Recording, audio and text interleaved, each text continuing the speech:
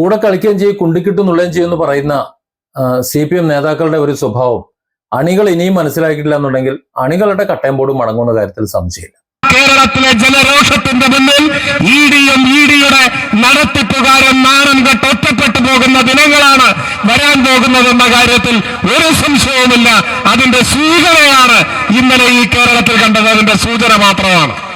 ഇപ്പൊ ചില ആളുകൾക്ക് തോന്നി തുടങ്ങിയിട്ടുണ്ട് വേണ്ടായിരുന്നു, ആവശ്യമില്ലാത്ത മണിയായിപ്പോയി എന്ന്. നിങ്ങൾ കാണാൻ പോകുന്നതേ ഉള്ളൂ. ചിലരെന്ന് വല്ലാതെ വിഷമിക്കുന്നു. മനോരമയുടെ പ്രധാന വാർത്തയുടെ തലക്കെട്ട് ഇഡിയെ ആക്രമിച്ചു എന്നാണ്. മനോരമയ്ക്ക് തെറ്റുപറ്റിയതാണ്. ഇഡിയെ ആരും ആക്രമിച്ചിട്ടില്ല. അക്രമം ഇങ്ങനെയൊന്നുമല്ല എന്ന് നിങ്ങൾ മനസ്സിലാക്കിക്കൊള്ളണം. ഇതൊരു അക്രമമേ അല്ല. സ്വരാജിന്റെ ഈ ഭാഷ കേട്ടാല് നമുക്ക് മനസ്സിലാവും ഒരു ഭീഷണിന്റെ സ്വരമുണ്ട്. ഞങ്ങളുടെ അക്രമം ഇതല്ല എന്ന് പറഞ്ഞാൽ, ഞങ്ങളുടെ അക്രമം എന്ന് പറഞ്ഞത് TP വെട്ടിയതുപോലെ, അല്ലെങ്കിൽ സിദ്ധാർത്ഥനെ തല്ലിക്കൊന്നതുപോലെ, ഷാബാസിനെ കൊന്നതുപോലെ, ഇവിടെ തിരുവനന്തപുരത്ത് ഒരു SFI ഒരു ഡിഫറൻറ്റ് ആയിട്ടുള്ള ഒരുത്തനെ ശരിയാക്കിയതുപോലെ, ഇങ്ങനെയൊക്കെയാണ് ഞങ്ങളെ പ്രവർത്തനങ്ങൾ എന്നാണ് പറയുന്നത്. ഇതൊക്കെ ഇതൊക്കെ ഒരു ചീള് കേസ്. ഇതിപ്പോ ED ഉദ്യോഗസ്ഥരെ പെരടിക്ക് 2 കൊടുത്ത് അവർക്ക് പരിക്കേൽപ്പിച്ചിട്ടുള്ളൂ, ആ ഡ്രൈവറുടെ കണ്ണടിച്ച് പൊളിച്ചതിലുള്ളൂ, ആ വണ്ടി ആകെ തച്ച് പൊളിച്ചതിലുള്ളൂ. ഇതൊക്കെ എന്നാണ് ചോദിക്കുന്നത്. ഇവിടെ ഒരു FIR ഞാനൊന്ന് വായിക്കാം, എന്തൊക്കെയാണ് എഴുതി ചേർത്തേക്കുന്നത് നോക്കൂ.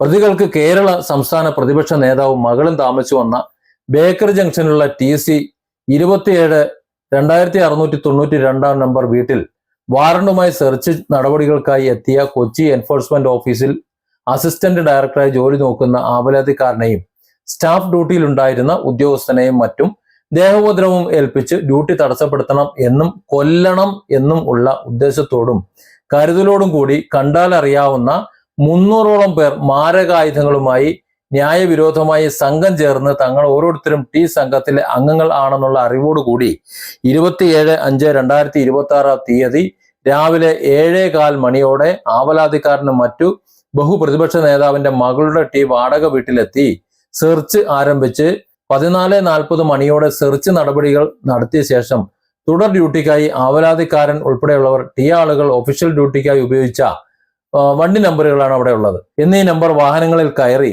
വീടിന്റെ കോമ്പൗണ്ടിൽ നിന്നും ഗേറ്റ് കടന്ന് റോഡിലേക്ക് ഇറങ്ങിയ സമയം T റോഡിൽ വടി, കല്ല്, ഇഷ്ടിക തുടങ്ങിയ മാരകായുധങ്ങൾ കൈവശം കരുതി T റോഡിൽ നിന്നും കണ്ടാലറിയാവുന്ന 300ഓളം ആളുകൾ അക്രമാസക്തരായി തെറി പറഞ്ഞുകൊണ്ട് ആവലാതിക്കാരനെയും മറ്റും തടഞ്ഞു നിർത്തി ഇവന്മാരെ കൊല്ലട എന്ന് ആക്രോശിച്ചുകൊണ്ട് 3 കാറിനെയും വളഞ്ഞ് T പ്രതികളുടെ കൈവശം ഉണ്ടായിരുന്ന വടി കൊണ്ട് ആവലാതിക്കാരനോടൊപ്പം ഉണ്ടായിരുന്ന ഉദ്യോഗസ്ഥനെ അടിച്ച് കൈക്ക് പരിക്കേൽപ്പിച്ചും കല്ലുകൊണ്ട് എറിഞ്ഞ് KL 22S8016 നമ്പർ കാർ ഓടിച്ച ഡ്രൈവറെ ഗുരുതരമായി പരിക്കേൽപ്പിച്ച് ഇഷ്ടിക കൊണ്ട് എറിഞ്ഞും കൊല്ലാൻ ശ്രമിച്ച് സ്വയം അക്രമകാരികളായ പ്രതികളെ തടയാൻ ശ്രമിച്ച സ്ഥലത്ത് ഡ്യൂട്ടിയിലുണ്ടായിരുന്ന കേരള പോലീസിനെയും CRPF ഉദ്യോഗസ്ഥരെ വടികളും കല്ലും ഇഷ്ടികയും ഉപയോഗിച്ച് ആക്രമിച്ച് ഗുരുതര പരിക്കേൽപ്പിച്ച് അപരാധിക്കാരൻ ഉൾപ്പെടെയുള്ള എൻഫോഴ്സ്മെന്റ് ഡയറക്ടറേറ്റ് ഉദ്യോഗസ്ഥരുടെയും കേരള പോലീസ് ഉദ്യോഗസ്ഥരുടെയും മറ്റും ഔദ്യോഗിക കൃത്യനിർവഹണം തടസ്സപ്പെടുത്തിയും ആവലാതിക്കാരനെയും ഒപ്പമുള്ളവരെയും കൊല്ലാൻ ശ്രമിച്ചും ആവലാതിക്കാരനും മറ്റും സഞ്ചരിച്ചു വന്ന വാഹനങ്ങൾ നശിപ്പിച്ചതിൽ വെച്ച്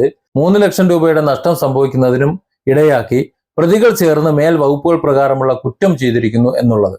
കണ്ടാലറിയാവുന്ന 300 പേരെന്ന് പറഞ്ഞാല് കൊടുത്തിട്ടുള്ള വധശ്രമമാണ് കേസ്. ഏത് കേന്ദ്ര അന്വേഷണ ഏജൻസികൾ റെയ്ഡ് നടത്താമെന്ന് അവരുടെ ഇവിടെ ലോക്കൽ പോലീസ് സ്റ്റേഷനിലെ ഒരു CPO പോയതല്ല കഥ. കേന്ദ്ര അന്വേഷണ ഏജൻസി കേരളത്തിലെ പ്രതിപക്ഷ നേതാവായിട്ടുള്ള ഒരു രാഷ്ട്രീയ പ്രമുഖൻ അദ്ദേഹത്തെ സമീപിക്കുമ്പോൾ അദ്ദേഹം സമീപനത്തോട് സഹകരിക്കുകയാണ് വേണ്ടത്. എന്നാൽ അണികളെ ഉപയോഗിച്ച് വന്നിട്ടുള്ള ഉദ്യോഗസ്ഥരെ കൊല്ലാൻ ശ്രമിച്ചു എന്നതാണ് കേസ്. FIR പോലീസ് ഇട്ടിട്ടുള്ള വകുപ്പുകളാണ് നിങ്ങൾ കണ്ടുകൊണ്ടിരിക്കണേ. അതായത് പള്ള നിറച്ചും കാര്യങ്ങൾ ഇട്ടിട്ടുണ്ട്. ഇന്നലെ പാർട്ടി നേതാക്കൾ 4 എണ്ണത്തിനെ അങ്ങോട്ട് കൊടുത്തോളൂ എന്ന് പറഞ്ഞിട്ട് കാര്യമൊന്നുമില്ല. ഈ 300 എണ്ണത്തിൽ പോലീസിന്റെ കയ്യിൽ ആവശ്യമായ തെളിവുകളും എല്ലാം ഉണ്ട്. മുമ്പ് ബംഗാളിൽ സംഭവിച്ച പോലെ തന്നെ എവിടെ ഒളിച്ചിരുന്നാലും ഇവരെയൊക്കെ പിടിച്ചോണ്ട് വന്ന് കൂട്ടി അകത്തിടുന്ന സിറ്റുവേഷൻ വരും. പക്ഷെ അപ്പോ പാവപ്പെട്ട ഈ സഖാക്കളുടെ കൂടും കൊടുക്കുകയാണ് നഷ്ടപ്പെടുന്നത് എന്ന് കാണുമ്പോഴാണ് ഒരു സങ്കടം. കാരണം അടിമക്കണ്ണുകൾക്ക് അതേ വിധിച്ചിട്ടുള്ളൂ. പക്ഷെ അതവർ തിരിച്ചറിഞ്ഞിരുന്നുവെങ്കിൽ ഒരു പക്ഷേ ഇമാതിരിയുള്ള പണിക്ക് പോകില്ലായിരുന്നു. ഇവിടെ നഷ്ടം CPM-നാണ്.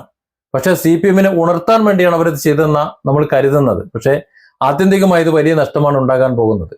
എന്തെങ്കിലുമൊക്കെ എവിടെയെങ്കിലും കിട്ടുമെന്നുണ്ടെങ്കിൽ അത് ചീഞ്ഞു നോക്കും. അതിനൊക്കെ ഇനി സമാധാനം പറയേണ്ടി വരും. ഇപ്പോൾ വീണയുടെ അക്കൗണ്ട് മരവിപ്പിച്ചു എന്നുള്ള വാർത്ത വരുന്നുണ്ട്, ഫോണ് കൊണ്ടുപോയി എന്ന് പറയുന്നുണ്ട്. ഏതായാലും വീണ കുടുങ്ങുന്ന ഒരു കോലത്തിലേക്കാണ് പോണത്.